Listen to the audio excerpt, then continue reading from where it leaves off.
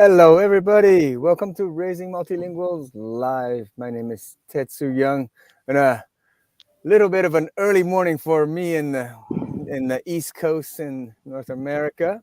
It's about 5 a.m. right now. Let me throw it to Uta. How is it over there? Fine. It's 10 o'clock in the morning in the Netherlands. Hello, my name is Ute Limacharibold from Ute's International Lounge. And we are very pleased to have Dr. Sun He as our guest today. She is a research scientist at the National Institute of Education at Nanyang Technological University in Singapore. Her research is about how cognition and environment, as to say individual differences, co-shape the developmental rate and route of early bilingualism, and how the bilingual experience, book reading and language use in particular, influence the children's social emotional skills and executive function. So she serves, among others, as the associated editor for Journal of Child Language and Journal of the Study of Education and Development, and much more. So today's topic is language experience and early heritage language learning. But before we dive into the topic, Dr. Sun, could you please tell us more about yourself, your involvement in the world of languages, and in particular the heritage languages and your studies? Thank you, Uta. Thank you, Tetsu. It's my great honor to be here.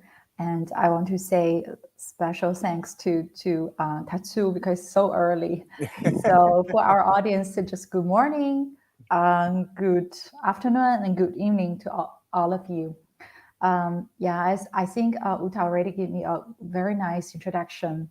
I'm a research scientist on early bilingualism, and I have three research interests. The first one is individual differences in early bilingualism, particularly mother tongue heritage language learning. And the second one is how to use book reading and multimedia to promote early bilingualism and heritage language learning. The last one is about harmonious bilingual experience.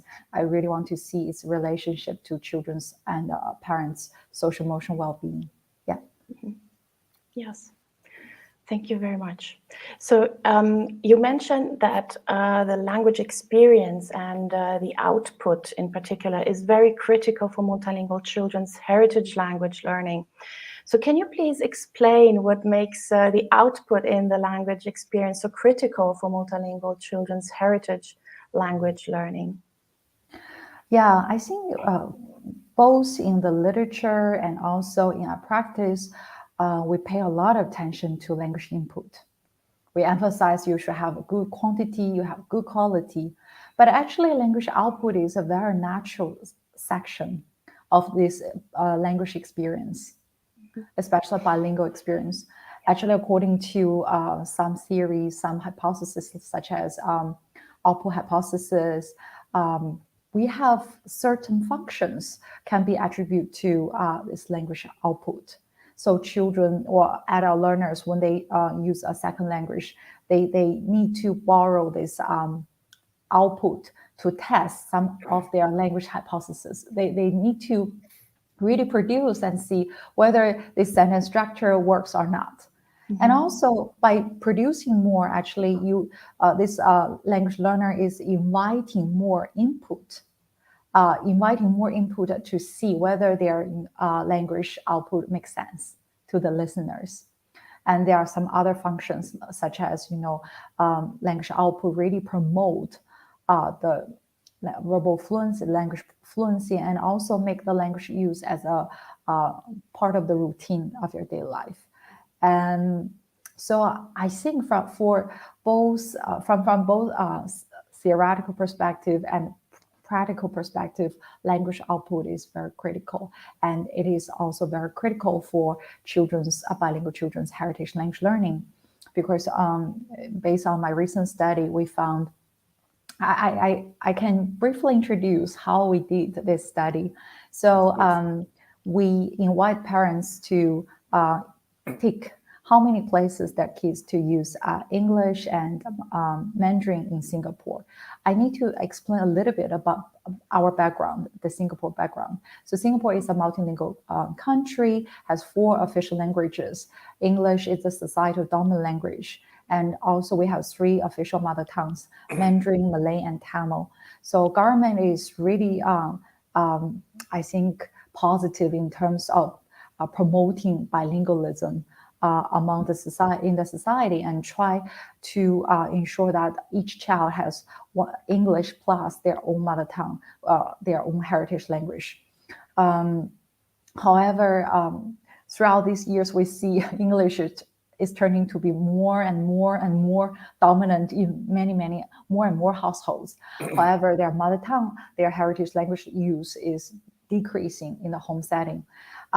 So that's the kind of motivation or rationale behind this study. I really want to see what hinders children's early language, mother tongue, early heritage language development.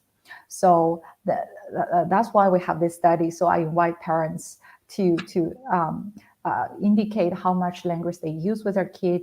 But besides that, I also ask, when does your kid start to speak this language, Mandarin, English? And also I ask, where do you use these languages? At home, at school, in the supermarket, in the restaurant, in the playground. So we list a lot of places. What I found is very interesting. That is, first of all, I think we can imagine that children actually have very few places to use their heritage language purely. And in most cases, they rely on their English to do communication in the community in different settings. The second one is I have control many well-established variables. So we know that input is important. We know socioeconomic status is important. We know some cognitive factors such as children's nonverbal reasoning is very important for children's early language development. So we control all these factors. And then we found the number of places you use Mandarin alone can still predict all the variables, all the language domains we have tested. So receptive grammar, receptive vocabulary, and semantic verbal fluency. So it shows that there is something going on. So it gives us some interesting insights that we need to borrow efforts, not only from very conventional typical this kind of stakeholders like parents, like schools, to play a role in this language education. We also need to borrow the wider communities as support to develop or to promote children's early heritage language learning. Yeah. Yes, that is very, very important insight that you share here, and that goes a bit in the direction that we often point out, is that we need a multilingual village to raise a multilingual child, which means all the languages that our children need, whether at home or at school or in the community.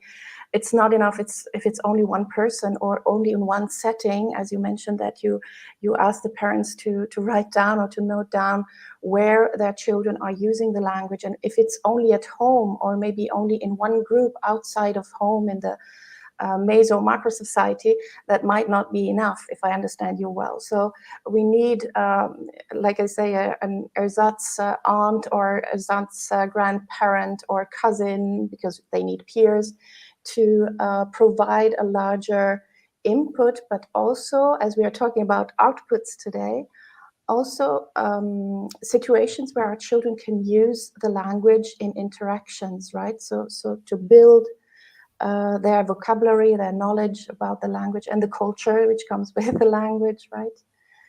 Great. Tetsu, do you have a question?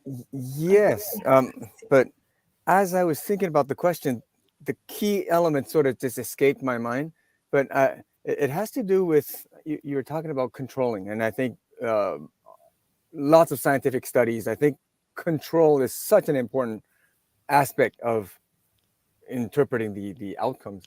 So you mentioned socioeconomic status and some other criteria. That's some other criteria, I think, was something to do with verbal reasoning or something that you were saying. And I was thinking to myself, how do you control for that? Like it must be really difficult. Like there's must be a lot of variability in there that's hard to control for. How do you address these I don't variances? control them. I just take them as covariates in the model. When we analyze the data, besides the main factor or the key factors we look into in this paper, for example, language usage, language output, we also ask them to indicate how much language they have used, the language input, and also other demographic information. We also test children's different aspects of language aptitude, because they are so young, so K1, K2 children. So we can't really use pen and paper to test their language aptitude. So we use a certain children-friendly cognitive test to or evaluate their language aptitude. So when we do the analysis, not only we put into the factors we mainly focused in the paper, we also put everything in. So these factors are considered. So it means that, when we want to find the contribution of output, we didn't ignore the other potential significant predictors of children's language, heritage language learning. That is control variables. Okay. All right. Oh, is that okay? I was just gonna like sort of stop our flow just 1 second and sort of do a little shout out to everybody who's watching on Facebook and YouTube and also on Twitter live right now. So hello everybody, and we've already have some questions and comments. I'll start with this comment from Ricky. Hello from Barcelona. This topic is so important to me. So thank you for tuning in. And these are big topics, very important topics, obviously, for many parents. So we appreciate your comment. And I have another one from Sarah. Sarah says, I've always admired Singapore's multilingual mindset, and I concur. Definitely. Even within Asia, Singapore is a very little special place. That's really multilingual, multicultural, I think. And she says the international schools there are rather impressive. Perhaps you could go into that a little bit. I think we could really learn a lot from how Singapore manages and navigates around multilingualism here in the UK. So very grateful for this talk. We are very grateful for your comment. Indeed, it's a very special. It's a unique place. I think geographically, also that probably brings in all these different cultures and foreigners. Many foreigners who live in Singapore. It's a very, very nice melting pot, indeed. Yes. And I would like to add, it's not only important for those who are in the UK to know, to learn from other situations, and the one in Singapore in particular, but also for other countries, even here in Europe, where many think that we have a great situation with multilingual states and countries, but it's not a given. But I would like to quickly point out, because we are now using heritage language, home language, can we briefly just say what we mean with heritage language, because we know the terms of mother tongue, father tongue, however we want to call them, L1, etc., more or less. But what do we mean with heritage language? Because I leave it to you to answer this question. Yeah, thank you, Uta. This is an important question. There are many different versions of definition per se. Yeah. And for me, heritage language have two kinds of definition. One is really emphasize, this language is being used in the home setting. So it's not a societal dominant language. It's has been frequently used in the home setting since the child is born. So this is one type of definition, but I also see some social linguist definition really talk about the ethnicity. So even though the family didn't really practice this language in daily life, however, they have the connection. So we do observe such cases for some kids. When they are young, they refuse to learn their heritage language, but when they grow older, they really want to pick up this language and try to know themselves, their identity better. So for me, both situation can be called a heritage language learner. Okay, thank you very much for precising this term and the use of the term today. So I think also what you just pointed out, the fact that children, when they get older, and I know also for myself and for others that I work with and that I know, that there always comes a point where when you try to find out who you are, that you want to get back to your roots, or you want at least to explore them a little bit, and it surely helps if you had some kind of, in Italian you would say, infarinatura, that you were sprinkled a little bit with that heritage language or the home language, however we want to term, at some point earlier, so that you can continue later on. But this is now driving us away a bit from what we would like to focus on. So you mentioned earlier that the importance of reading. So could you maybe tell us more about the importance of reading for early heritage language learning? Because I understand if the heritage language is the one that you use only at home, and that is not one of the most dominant ones in the societal world, so at school or in society, reading becomes a challenge for many. Can you please tell us more about this? Totally. Okay. So I think we can borrow some insights from monolingual studies. Actually, reading is very important to language learning and literacy development in general. So regardless which population we're talking about. First of all, I want to cite some figures in the field, because some researchers, for example, Adriana Bas from the United States, from the Netherlands, actually published papers in 1995. I think it's a well-cited paper. I think what they found is in this meta-analysis is early reading, early book exposure, it can explain about 8% variance of children's later language and reading comprehension. And in another study, scholars found that early book exposure, reading exposure, can explain about 12% of children's individual differences in their oral language skills. So we found from large meta-analysis studies that early reading is very critical for your future language and literacy. This is number one. Number two, what I want to discuss is to explain why reading is so important. I think we can argue from two perspectives. The first one is about content. Some scholars, I think Kirsten Snow, I think published some paper many years ago and found that a children's book contains about 5 times more of difficult words than normal conversation. Means that children can access to different level of vocabulary in the book, which is very hard to get access to in our daily conversation. And the second part is the communication, the interaction during the book reading. Actually, I did several studies on shared book reading. Means that parents or teachers use the book and then read together with the kid, and back and forth they can have a conversation. Parents and teachers can ask questions along the way. So these questions can be divided into different levels to help children to understand the book per se, or have a better reading comprehension or creative thoughts. For example, when you read a book together with a kid, you can ask something very simple. So, you have this image, you can ask, so what's this? So you invite the kid to label some new concept. And also you can invite the kid to try to connect their personal life with the reading experience. For example, oh, I see, this is a bald man. Have you seen bald man among our neighbors?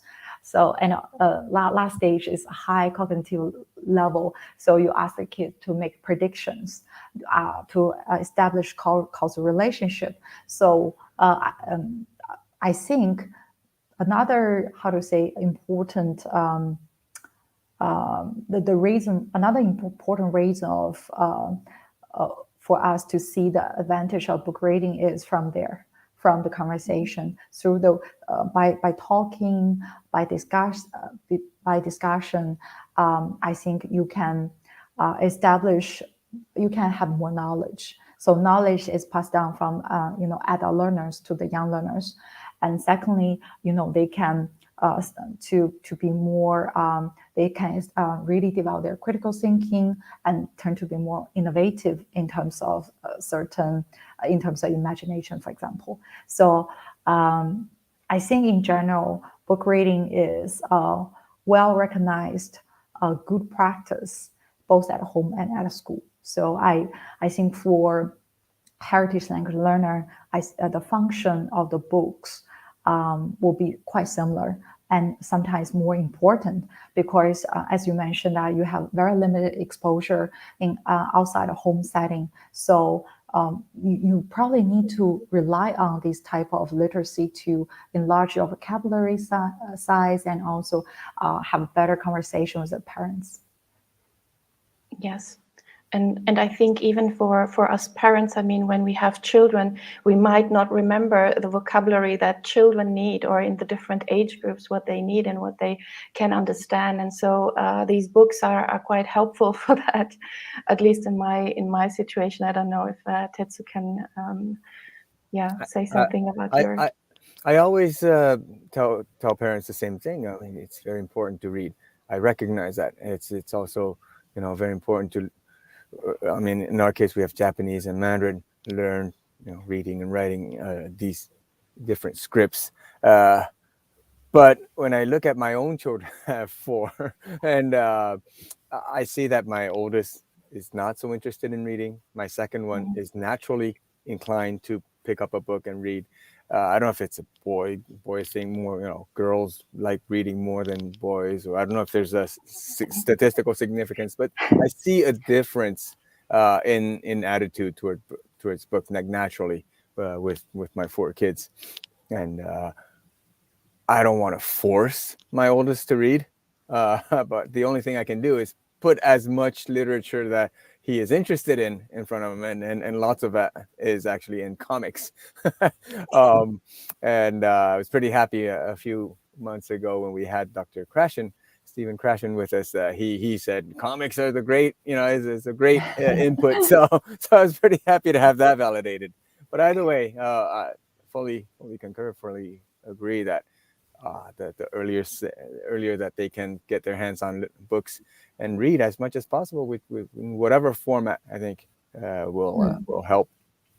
Yes, and to get their attention to the written word, because they will need it for the rest of their lives. And the statistics that you shared with us are quite convincing, that I think, and we know.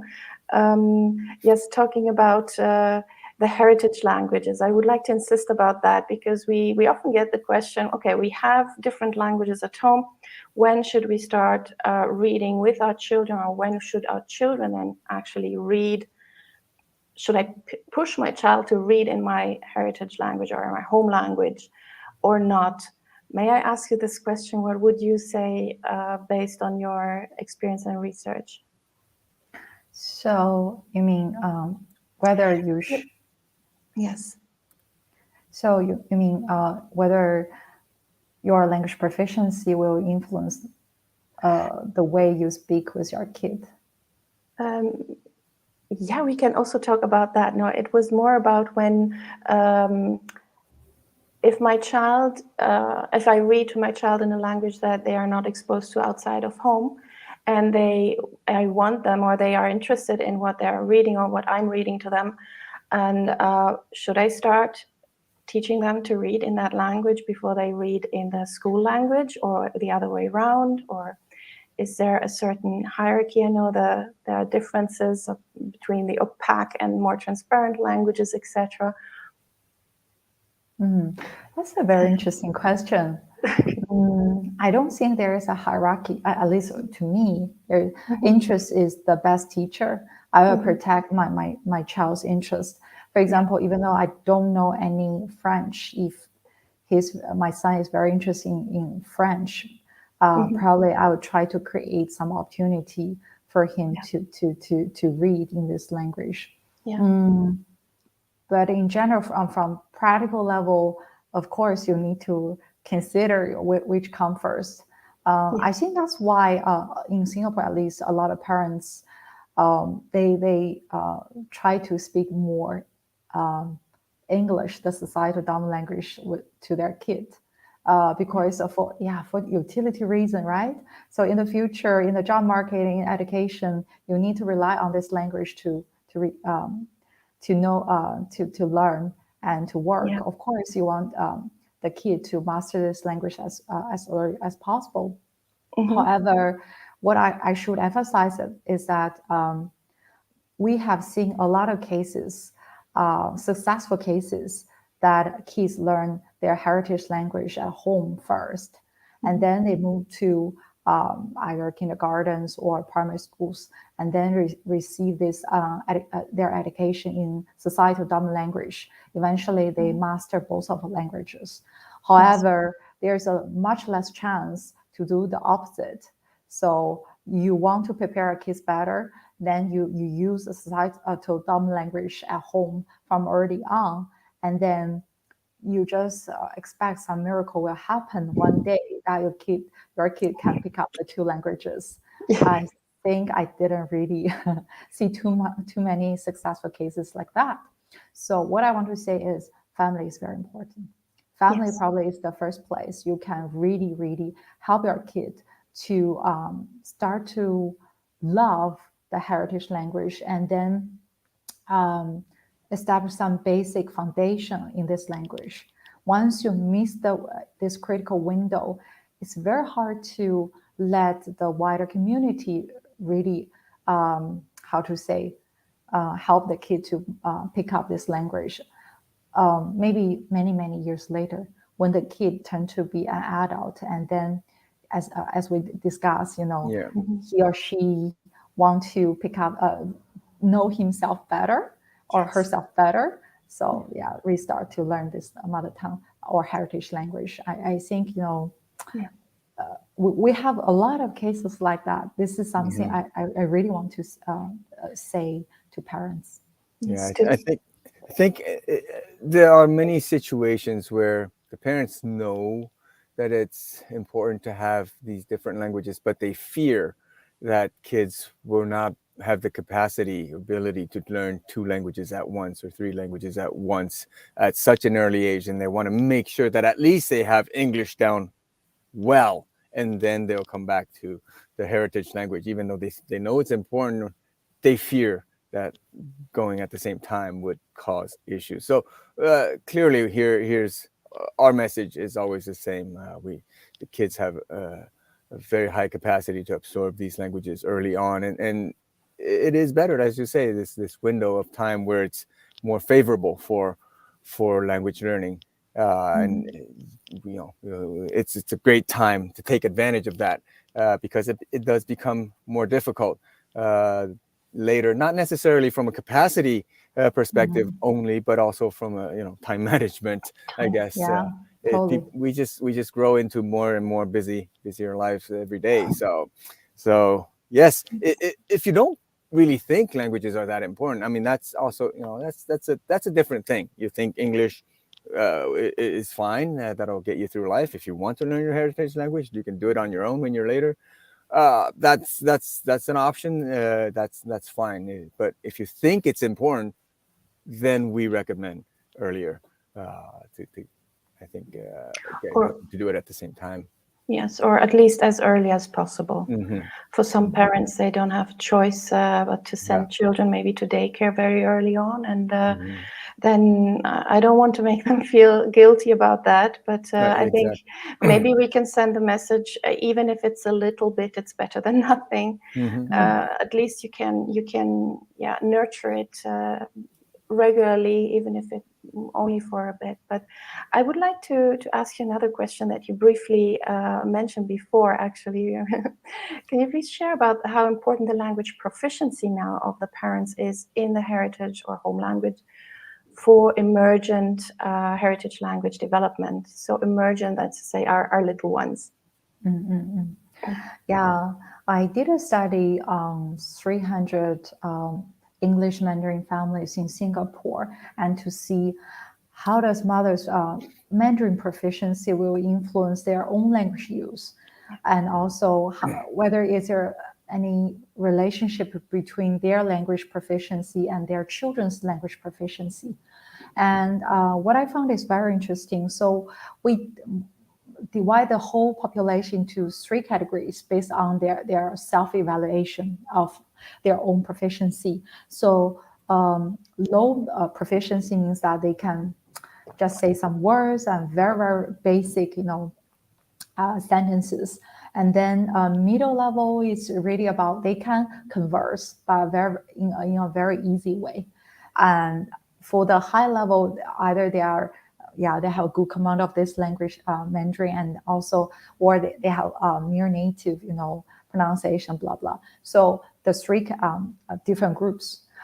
We found the high proficiency mothers tend to speak more Mandarin with their kids, significantly more than the other 2 groups. And also, mothers with better proficiency their children tend to have better receptive vocabulary and grammar. Mm-hmm. So in this case, what I want to say is, first of all, language proficiency in heritage language probably will influence mothers or parents' language production, the amount of language use with their kid. The second one is their own language proficiency may impact their children's language proficiency, because we know that amount of language input amount is very critical. And another thing is I didn't really cover in my study, but it has been found by other researchers like Erica Hoff, some American scholars. So the quality of parents' language usage can be influenced by their proficiency. So, for example, how many different words they use, how long the utterance could be. So these type of index let us know the quality can be influenced by proficiency. So my suggestion is, if at least you have middle and up, ideally, good command of this language, we encourage you to speak as much as possible with your kid. But if you have a low proficiency, don't worry that much, because there is a will, there is a way. Nowadays, why not to borrow multimedia, different resources to provide a good language environment for a kid. For example, I finished a project several years ago to look at how useful these ebooks, well-designed ebooks, in maintaining children's attention using eye tracker, and also how it will relate it to their learning outcome. So what I found is very, very good. So well-designed ebooks actually can maintain children's attention, longer visual attention. And also children tend to produce more novel words after repetitive readings. We ask the kid to read independently of this well-designed book for 4 times. So they have better vocabulary knowledge productively, and also they have better story comprehension. So it gives us some hope that actually we can create a good heritage language environment, even as parents ourselves don't master this language very well. And another thing I want to say is, don't let these multimedia devices, such iPad and iPhone, turn to be your babysitter. That doesn't work. And your company is still very, very important, because as I mentioned, about book reading, interaction during the process, your questions, your comments, your attitude towards reading, blah, blah, these all play a role in terms of shaping children's heritage language learning. So I think, how about take this, playing or exploring this multimedia together as a bonding time. So you have a better, quality time with your kid. Yeah, that's my opinion. Yes, absolutely. That's fantastic. Thank you. Music to our ears, right? Yes, It's absolutely. music to our ears. It's all. Learning languages, it's not just about the grammar and all the technical aspects of language, but it's that time you spent, that relationship that you build with your children.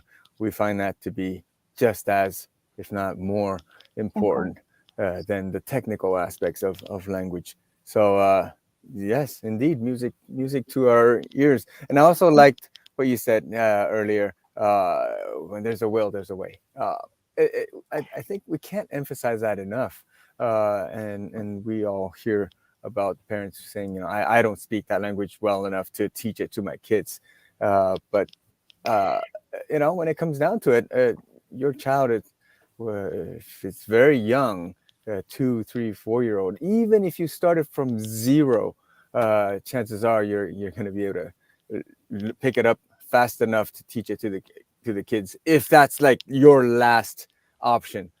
So there are many resources, as you say, that we can borrow today in today's world, multimedia, and also interaction through videos with live people, whether it's family or friends abroad. There are many, many, many avenues that you can explore before you even come down to that last resource, which is yourself. To do it all on your own. You don't have to do it all by yourself. No.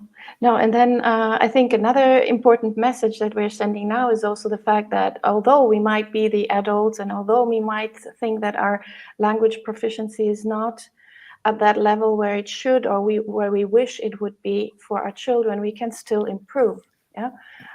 And I'm thinking of many multilingual parents who maybe were more proficient in that language at an earlier stage of their life, then they moved somewhere else, and then their heritage language went into the background, and now they have children and they want to pull it in the foreground and pass it on to their children. But in the meantime, have the impression, I can't speak it that well anymore. I don't remember the songs. I don't remember the fairy tales, etc., that you need for the very young ones. But this is actually a trigger, right? When we realize we are not that into that kind of vocabulary anymore, and we have to fresh it up a bit, that we can do this.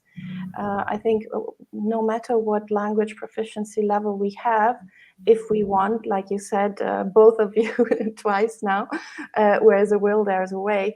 So, and I've seen in the past 2 years, thanks maybe to the situation we're all in, a lot of groups also of parents who encourage each other to meet and to improve their language skills in a specific target language in order to be better versed to pass it on to their children, because they realize that staying at home, not having much contact, it actually makes you feel like your language is stagnating, which is not something that you can really, or that feels very nice to pass on to the children. You want to have the slang, or you want to know how to use it also in other settings. But if you only use it at home and with your children, you feel like, I always said, you feel like half of the brain is just sleeping, but you want to wake it up. And this makes it quite interesting to have other ways to foster that language.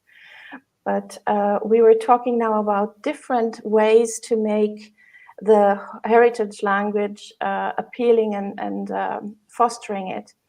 What are now, my next question, what are the most important aspects for a harmonious multilingual language experience? Yeah, I briefly did some studies about it, about harmonious bilingual experience. So I think I may need to borrow some insights from Professor Annick Hauer. Actually, she mentions certain aspects, for example, language usage. Oh, sorry, my son just off from school, so I need to talk to him. Sorry. No problem. That's fine. That's fine. We all have kids. I don't think we will find a more understanding crowd than the ones who are watching No, we won't. as we Absolutely. speak. But while we're taking a little break here, I guess we should do another shout out to everybody who's watching. live on Facebook, YouTube, and Twitter. So thank you for tuning in. And as usual, Sorry. we're starting to run out of time, sort of psychologically, and really, I mean, we've got some comments coming in, and and perhaps it's a good moment to just put some of those on the screen and say hello to the folks at the same time. I'm going to go backwards, I guess, from here. So first one, Sari says, totally agree with what you just said. I think this is a few minutes ago. I'm not too sure which one of us, but that's fine. Yeah, I mean, you can agree with what we said, but mostly about the learning early, reading early. I believe it was sort of around that time frame. Yes. And go ahead. Yeah. No, I wanted to share exactly the same. When Ricky says, I find also confidence is affected for older multilingual kids when their reading is at a lower level. Yeah. Yes. So once again, it's not the key is not the technical stuff about languages, but really about the psychological, how you support your child and building a trusting and bonding relationship with your kids. I can't emphasize it enough. I feel, in our household, we're very close with the kids. We spend a lot of time with them, and we talk a lot. So I think that's half the battle. We like to talk a lot, right? Yes. Indeed. And that's why we run out of time. I talk too much. I would like to share one more question from Josie. Thank you, Josie, for this question. What happens if there are 2 heritage languages, or sometimes even 3, and we are already juggling with half hour here, quarter of an hour there, and trying to make this all fit into something that is productive for our children. So maybe we can answer this question as well before coming back to the one that I asked you before. 2 languages are hard enough, and now we have 3 and 4. So I did have a Polish father, Chinese mother, live in the United States. So 3 languages. Another case in the Netherlands. So mother is from Armenia, and father is a Dutch. I think they both also speak English and some other languages. And so eventually the kid has 4 languages. Yeah. I don't have a very, very good plan because as I mentioned, I'm still trying my best to see how I can let my son to learn both Chinese and English. And but when I talk to them, it seems many of parents would like to stick to this one child, one parent, one language policy. So at least, to make sure that the kid can have some stable and high quality input in both heritage languages besides the societal dominant language. So they barely use societal dominant language in the household. So when parents talk to each other, sometimes they need to rely on this. However, when they are with their kid, they try to really protect their time. Another thing is some parents will encourage the grandparents to talk more with their grandson, granddaughter. So to really protect the language in this the time in this language. So I think other things, back to our discussion, back to our suggestions, our reading. So probably, different types of topics really make the kid motivated to learn this language. So you also need to find some special things about the kid.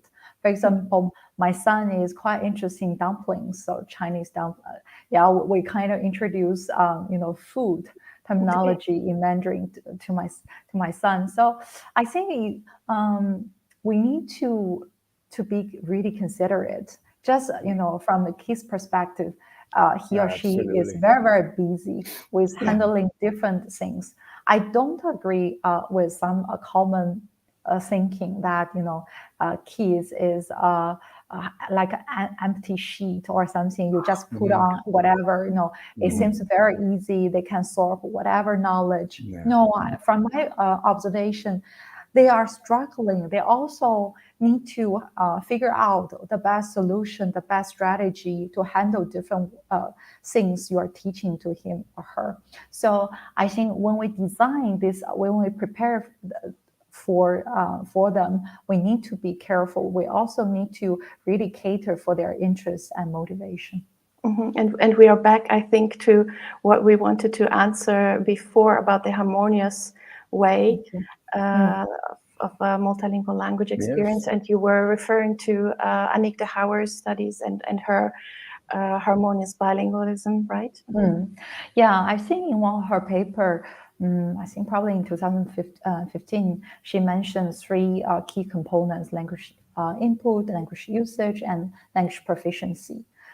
So to promote the subjective well-being of this kid, to ensure a good language experience. Because usually, if the parents start to use decent amount of heritage language, means that their perception, their attitude is there. So kids can know it.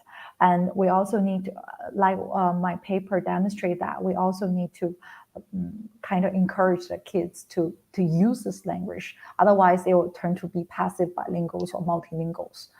And lastly, the proficiency really matters, because when you talk to outsiders, of course, the better your language is, the more complex ideas you can deliver. So all three aspects are very important. So in my study, I look into 805 children in Singapore across 3 ethnic groups. And I found that children's language use and children's language proficiency is related to their prosocial skills and total difficulty level. So the higher the proficient is, the better, the longer they have used the language, the better their prosocial skills are, and also the less potential issues like emotional symptoms, like there's a peer difficulties. These kind of issues have been has been found negatively related to this longer use and better proficiency. So yeah, I'm doing another study at the moment. I hope in the future I can share with our audience about the finding, because this time I'm not only looking to children's well-being.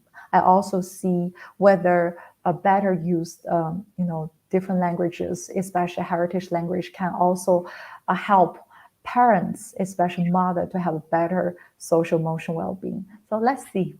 Yeah, that's I think a very, very important aspect, because not only for me, but I observe it in many parents who are quite frustrated at some point when the children are not responding, or when they see that their own language is like stagnating, like I mentioned before. We are always focusing on the children. That makes completely sense, but we also have to focus on those who give this input and the way they communicate, or we communicate with our children. And I think we're coming back to the topic of today. So to focus more on the output. And this means actually not only speaking with our children and showering them with a rich vocabulary, with all kind of formal, informal vocabulary, etc., but also to listen, to listen to the children, and to let them produce whatever they want to produce, articulate, and yes, communicate to us, in order to sometimes also be very surprised. I recently was very surprised that my children were using words that I never used in my interaction with them, but they use it in German. We speak also German at home. And I said, where does it come from? I said, well, it was in one of the books I read. And I said, well, I usually don't expect them to use then words that they only read, so they are only receiving or receptive knowledge, that they actually use it then in the oral production. That was amazing. And I'm like, oh, I'm so happy that you use this word. We never used it here, but so thank you very much. Yeah, Tetsu. I was thinking, and I one thing that I tell parents about learning multiple languages is about your own expectations towards these languages.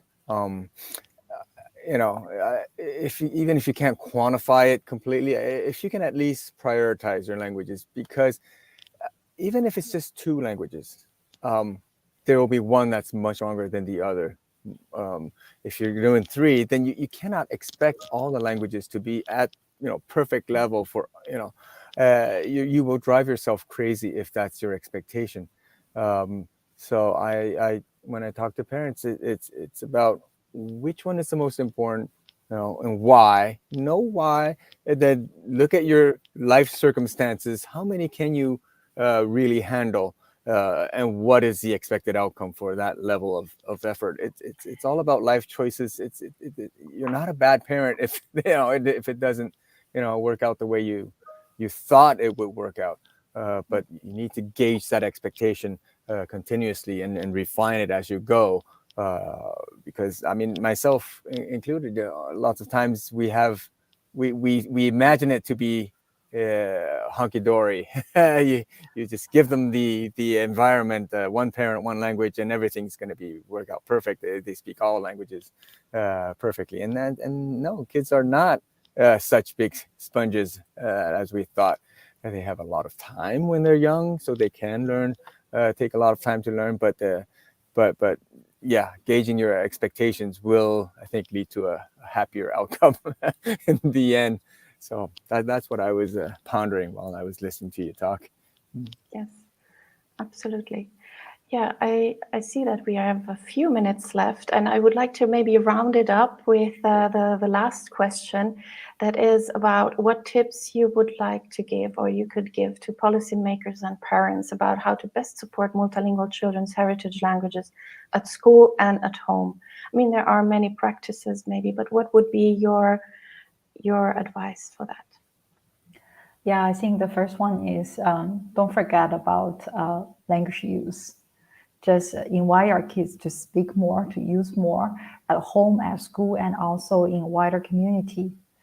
The second one is I'm thinking about school context. I do see a lot of peer pressure in terms of language learning. So yeah, if I have a chance, I may advise school heads, principals, try to really establish a good model.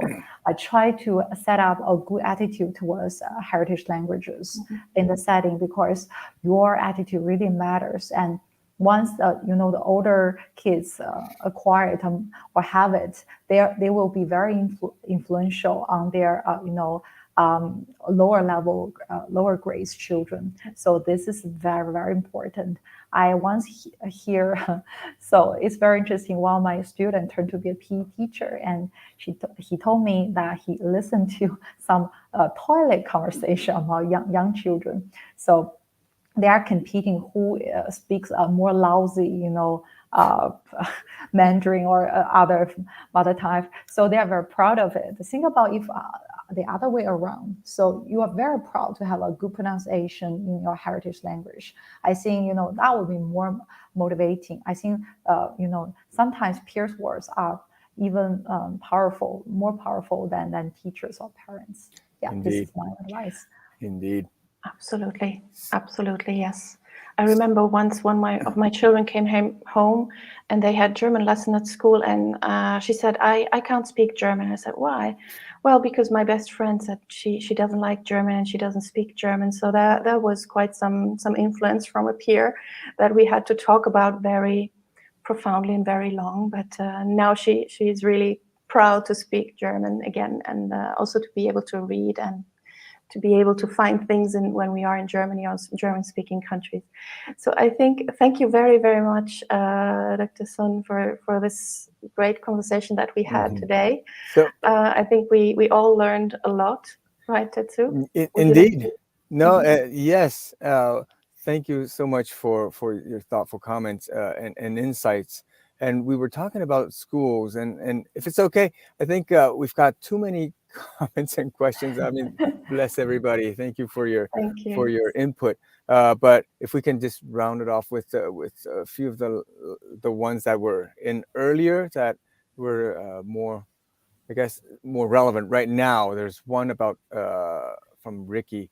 So we were talking about the schools, and you've already answered part of this. He says, this year I launched an online school supporting multilingual children where we connect them in small groups. How important do you think it is for kids to use and share their heritage language with other kids? So definitely you talked about, I guess, coaching principals and other school staff to have a good attitude towards languages and make multiple languages be the norm rather than the exception.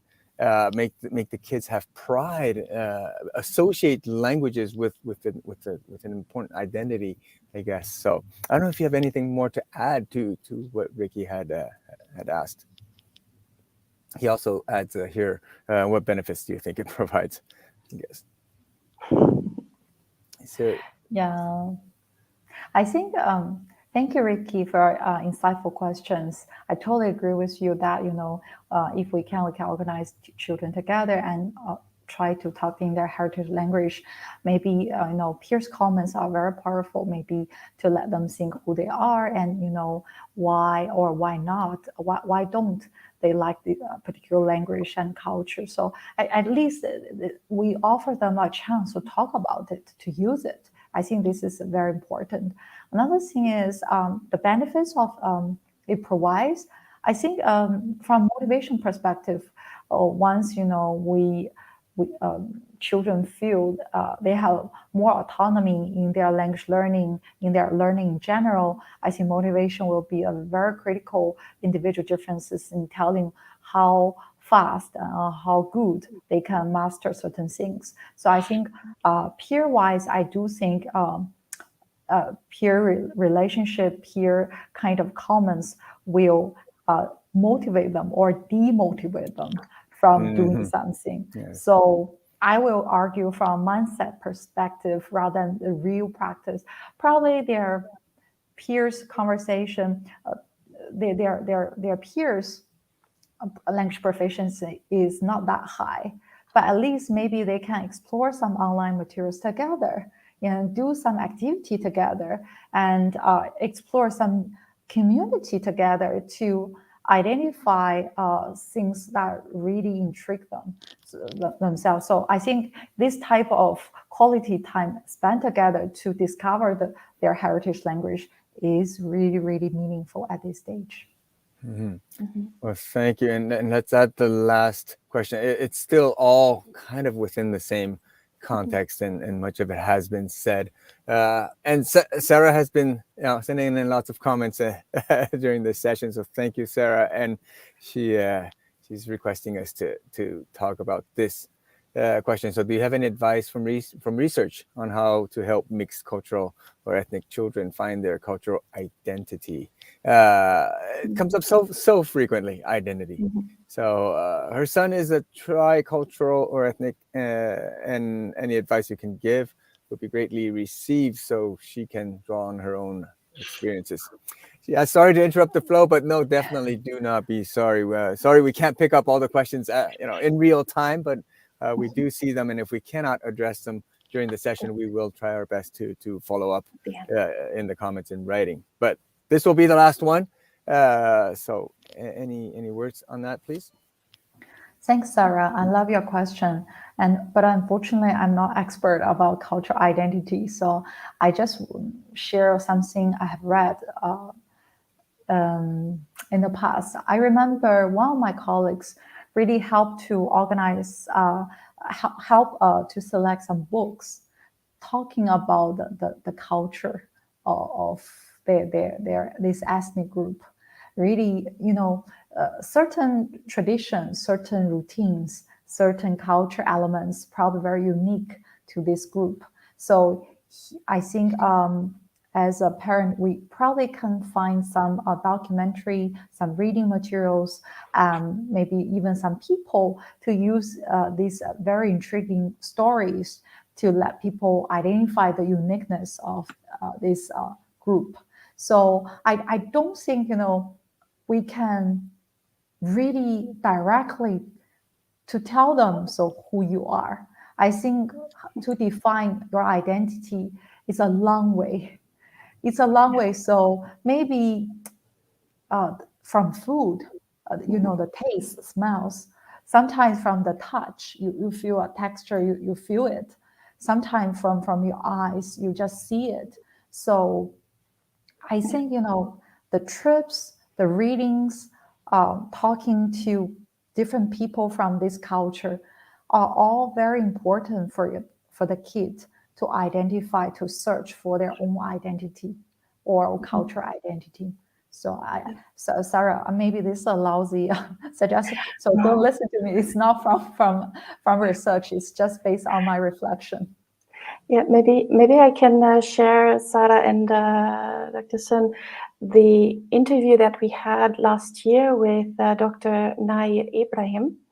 That was about identity and multilingualism, and I think she talked about the tripartite model that indicates what you said. So we link our languages to person, places, and experiences. And if we can somehow transmit our language and our culture through these three kind of channels in some way, you mentioned earlier, yes, doing dumplings maybe with your child, or eating something, or exploring the culture in whatever way, maybe also through music and through songs. It's also very powerful. That might be one thing, but I like to direct you also to the other one. We will leave it in the comments so you can find it back, but it's a very important question. Thank you very much for asking it, Sarah. So I think we've reached the end of this session. Unfortunately, I would like to go on. We can go on. We can. It's very early for me. Yes. I have the whole day ahead of me. No problem. We can go on. But I know it is late. It's supper time, I guess, in Singapore. We are very grateful for you sharing your expertise and your time with us. We all know it's very precious. It's very difficult to have experts like yourself on our show. So we are very, very grateful for your insights. Thank you so much, and thank you to all the folks tuning in. This thing is on recording, so it'll be live in a few minutes right after this goes offline. So do continue to check it out, and we have a little announcement about the format of our sessions going forward. I hope everybody can appreciate that there's a lots of preparation and behind the scenes before we go live, and every session we want to keep the highest quality possible. So far, I'm satisfied with what we've, the kind of guests that we've been having, the high quality outputs of every session. But it is pretty difficult, but we don't want to sacrifice quality, definitely, for quantity. And what we've decided to do as a team is, rather than bi-weekly sessions, going forward, we will be going on a monthly format. So everybody do remember that it's the third Tuesday of every month that we will have monthly sessions at the typical time that we have is 1 p.m. New York, 6 p.m. London, and then 7 p.m. Paris. So it's a Central European time. So it's just a little announcement from our side, just a slight change of format, but do continue to expect excellent guests as usual, just as we had today. Once again, thank you so much, Dr. Sun.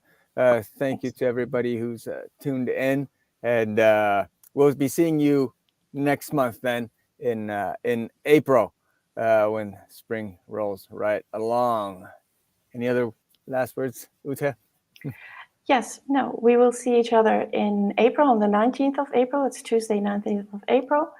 And please leave your comments in the comment section on YouTube or on Facebook if you watch the recordings, and maybe subscribe to our Facebook group so you get notified whenever we have a new session coming up, and follow us on YouTube as well, so you don't miss any of the videos. Thank you very much for everyone for following us from wherever you are, and please enjoy using all your languages, and see you back in April. Thank you very much, Dr. Sun. Thank you, Dr. Sun. Excellent interview. Thank you, everybody. Thank you. Bye-bye now. Bye.